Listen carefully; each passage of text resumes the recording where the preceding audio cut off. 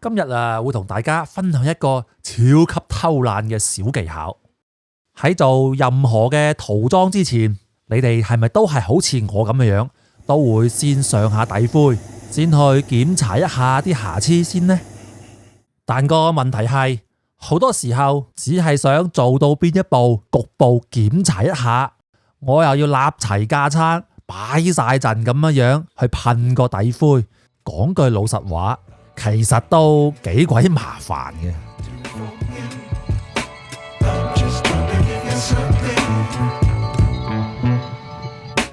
大家好啊，歡迎嚟到新一期嘅 Toys Core Channel 啊。係啊，上底灰做檢查其實都幾大工程下噶，但係唔上又唔得喎。喺呢個製作過程中，其實我哋係會涉及到好多黏合駁接嘅工序，處理完嘅呢啲嘅瑕疵係好難用肉眼可以睇得出嚟嘅。有時為咗一兩處嘅駁考檢查，就要反反复复咁樣上灰，哇，都幾煩噶。今次我會分享一個超級偷懶嘅檢查方法，就係嚟自30水性嘅丙烯 marker 啦。其實就係我哋平時用嘅廣告繪畫筆，係一款唔透明、非溶劑性嘅水性丙烯顏料嚟嘅。咁我選擇嘅顏色係灰色，呢種顏料乾透之後係呈啞光色嘅，會比較接近日常我哋上底灰做檢查嘅效果。咁可能會有啲朋友會講啦，用乜卡筆嚟去做檢查，又唔係啲咩新鮮嘢。例如我哋平時喺檢查一啲嘅絲面嘅打磨上面，好多時都會用到一啲油性嘅乜卡嘅。而今次我係為什麼要強調係水性乜卡呢，而唔係油性呢？喺做呢個實戰說明之前，我先用兩種嘅測試嚟話俾大家聽，我哋如何將呢種水性乜卡嘅特性發揮出佢嘅最大優勢。喺使用呢類丙烯乜卡之前，要先搖勻。先嚟做第一組嘅測試。上方我哋會塗上水性嘅乜卡，由於係非溶劑類，塗完之後最好放置15到20分鐘，令到佢自然乾透。下面係油性嘅乜卡，大約3分鐘就能夠完全乾透。我哋將模擬一個打磨嘅方式。呢類水性筆佢有一個特點，喺佢未完全乾透之前，佢係可以被水所溶解嘅，所以我更推薦用濕磨，一邊打磨一邊溶解嘅方式咁處理完。對於我只係做一啲局部嘅檢查嚟講，咁就輕鬆之餘又好乾手淨腳啦。由於油性嘅附着力比水性要強啊，打磨起身有少少費勁，而且仲搞到有少少邋遢添。接落嚟，我哋將做第二組嘅測試，同樣都係兩組。呢組測試會比較特別，會塗喺一個已經打磨過嘅平面上面。佢完全乾透之後，係好難被水清除乾淨嘅。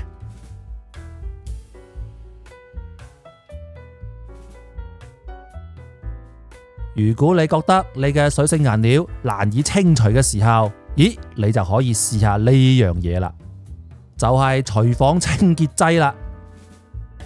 平時我會將佢分裝一啲出嚟，作為清洗水性顏料嘅洗筆液去用。由於打磨過嘅地方係會增加咗水性顏料嘅附着力嘅，呢個時候用清潔液就能夠輕鬆擦掉。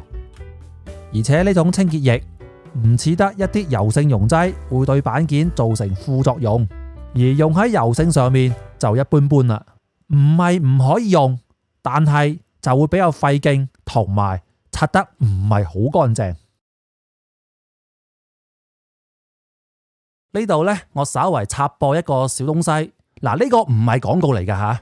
有網友就問我究竟有乜嘢模型燈可以推薦。我自己呢係用緊呢一眼5摺疊嘅燈嘅，佢係可以隨意咁調整唔同嘅角度，盡量咧係減少一啲操作上嘅手影。如果你個台面唔係話特別大呢，咁一般嚟講係足夠噶啦。如果你想知道啲更 detail 嘅嘢呢，咁我到時都可以單獨出期影片同大家講講嘅。OK， 言歸正傳啊，咁了解咗呢啲基本嘅主要功能之後，我哋呢就進入呢個實戰嘅環節啦。咁基於以上嘅測試，我哋先嚟做一個常規嘅無縫。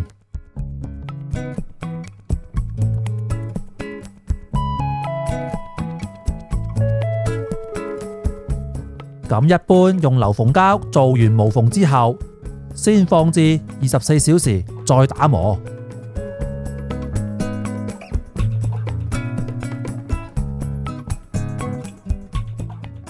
嗱，處理完之後，肉眼睇好似冇乜嘢喎。呢個呢，就係肉眼好難睇得出嗰個黏合嘅夾口究竟有冇收縮。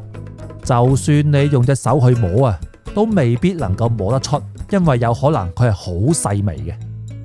咁呢個時候，我哋就可以用呢個水性嘅麥卡做一個局部嘅臨時檢查。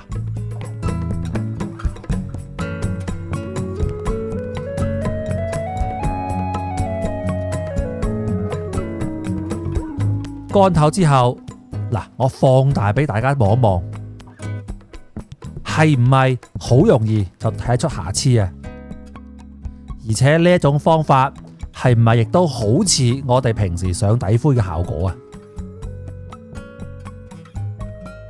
呢啲瑕疵填補，咁就用翻我哋日常嘅材料就可以啦。我係比較喜歡用郡氏嘅柔性稀釋液嚟去配呢個筆底使用嘅，佢係會帶少少嘅腐蝕性，可以連同瑕疵部分嘅嗰個水性漆膜一齊腐蝕走，可以高效咁滲透到每一處嘅細縫。乾透之後直接磨就可以啦，而且十分之好磨。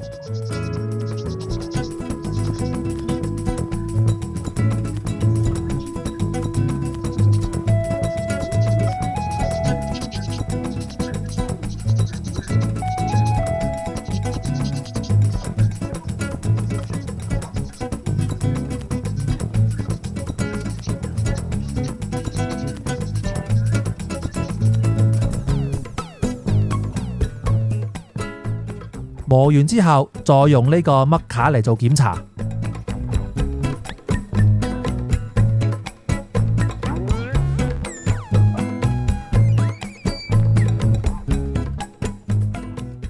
就咁睇，好似就冇乜太大問題啦。呢度我係直接用呢個清洗液將佢擦掉，咁就可以減少2次嘅打磨，都幾偷懶嘅。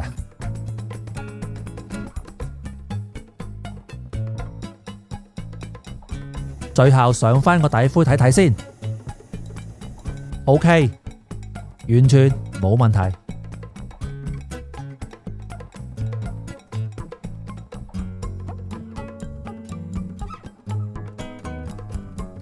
然後呢，我哋再嚟睇下另一組嘅使用環境。呢一個零件，我就想將呢個機甲嘅呢條夾縫呢，將佢取消佢。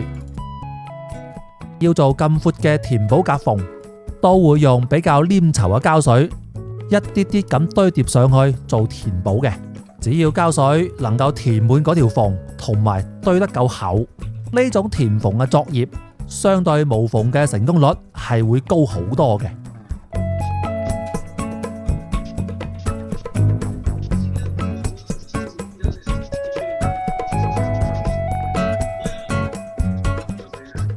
但係為咗穩陣，都係會檢查一次嘅。